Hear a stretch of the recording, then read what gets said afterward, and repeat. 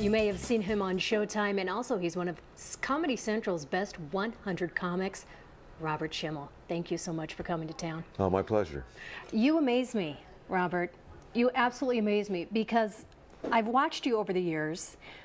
Your act is hysterical. It's very blue, as you know, and people like me think maybe I shouldn't be laughing at that, but of course, I'm laughing hysterically.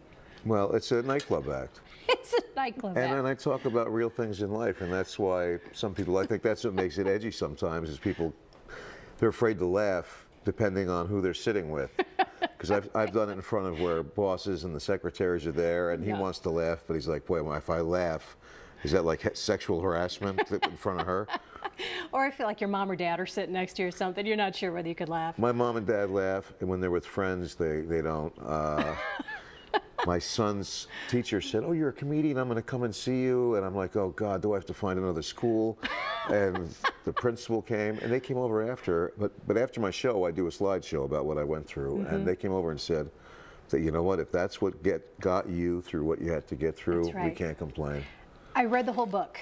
Couldn't put it down, read the whole book. And I'll tell you what, I had a headache between the laughing and the crying.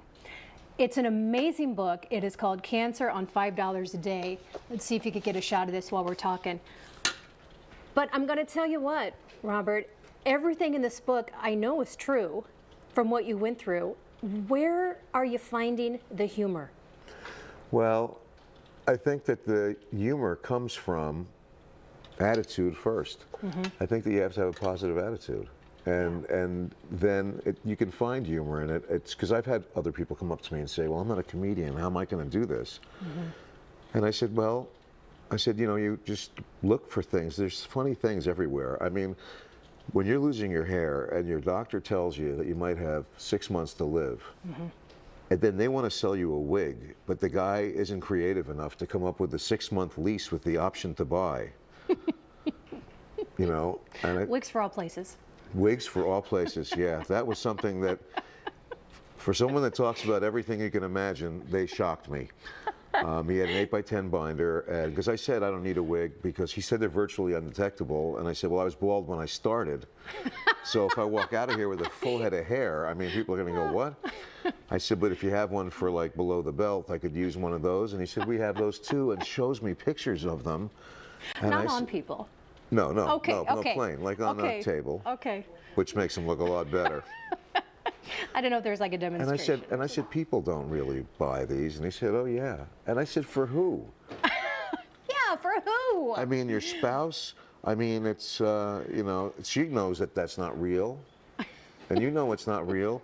And the doctor said, well, haven't you ever heard women say that they get plastic surgery or get, you know, augmentation or whatever it is, and you go, and they say they did it for themselves. It's not for some guy that they do it for. That you do this for yourself, so when you're undressed and you're coming out of the shower, that you're not like, oh God, is that me? But I was saying that anyway before, so it didn't make any difference. This is what I want to know. Reading through this book, you realize you have cancer. You're thinking to yourself, that right there is a shock. And you've got to get through that, and being so sick and everything else. But I want to know, how did your parents react to that? Because you've lost a son to cancer. So your parents are there in a shock. They have to deal with this and watching their son. Were you helping them? Did you feel it was your responsibility? I've got to help my parents? Yes. Yes, and that's where humor really paid off, because I think that your family and your loved ones, they don't know how to react to what you're going through. And they are forced to face their own mortality while dealing with you. When they look at you and watch you go through that, you're their worst nightmare. You're exactly where they don't want to be. And they don't know what to do. And I think that if you find humor in it, that you let them off the hook emotionally, and they think, okay, it's not as bad as we thought. I helped my dad get through the loss of my son. My parents are both Holocaust survivors, and my sister only has a daughter. My brother has a daughter. So Derek, at that time, who was my only son, was the one that was going to carry our name on. And my dad, big guy, I mean, I always looked up to him. That day, I found out I was the same height as him when he was crying out in the street. And I had my arms around him, telling him things will be okay. And it was in my head that he was that big. but he was really my size. And he saved my life when I was going through my thing. There was there was a point at the end where I really just couldn't take much more. And I wanted to quit, and he brought my son and daughter in the room and said, "Tell them what you just told me." That's and right. that was it. That was it.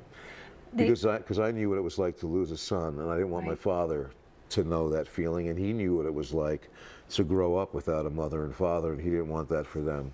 Well, because you got to that point where it's like, I'm down to my last treatment. You want to give up. You had to feel awful. I mean, you're telling people how much you weighed, what you went through, all the pain you're going through, and you're like, I'm done. I feel it. I'm done. Brings your kids in. Stood them right next to me by the bed. And after they walked out, I talked to my dad, and I said, you know, how did you make it through what you went through? Because my father, they killed his mom and dad and sister and brother in front of him, and he went to the camp. And my mom was in a forced labor march. And my dad said when he was marching one day with the other prisoners, that one of his friends couldn't walk anymore, and that he fell down. And the German soldier told him to get up. He couldn't, shot the kid in the head. The father turned around, bent down to hug the son. They shot the father, and my dad said, you know, I hate to quote a German soldier, but, you know, he turned around and looked at the rest of us and said, if you want to survive, keep moving forward. And my father said, that's the way it really is. If you want to survive, you have to keep moving forward. You can't go back and change anything in the past. And so I just promised myself, if I got out of that, that I would do everything I can to help other people get past that day where I was telling him to help me get to the window. Let's go back to when you were having your chemotherapy treatments and the guy you sat next to. Yeah, it was Mike, Bill, two guys. Bill was a guy with a really bad attitude, and I go for the first treatment, and they say you could sit down or lay down. You could lay in bed. They actually, at Mayo, they have private rooms where if you don't want to sit out in the pod with everybody else, you can go in there by yourself, and you have a TV.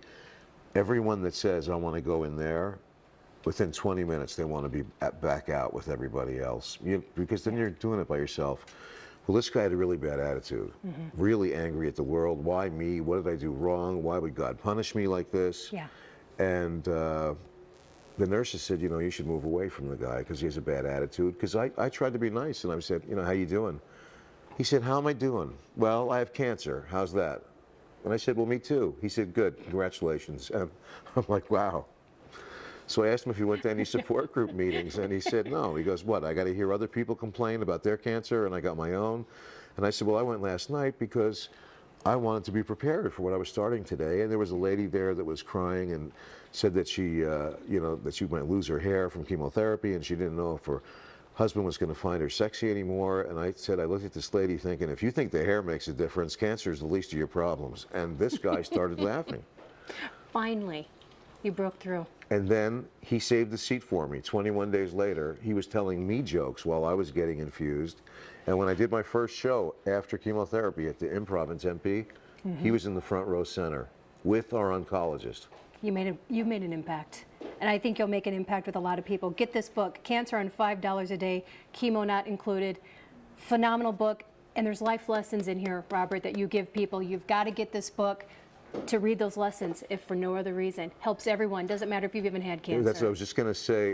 It really, a lot of people are coming up to me saying, you know what, I have other problems, and I read it, and you could take the cancer off the title, and the message still pertains to everybody. Thanks so much. Well, thanks for having me on. This weekend at the Funny Bone, Robert Schimmel. We'll be right back with more Omaha Life.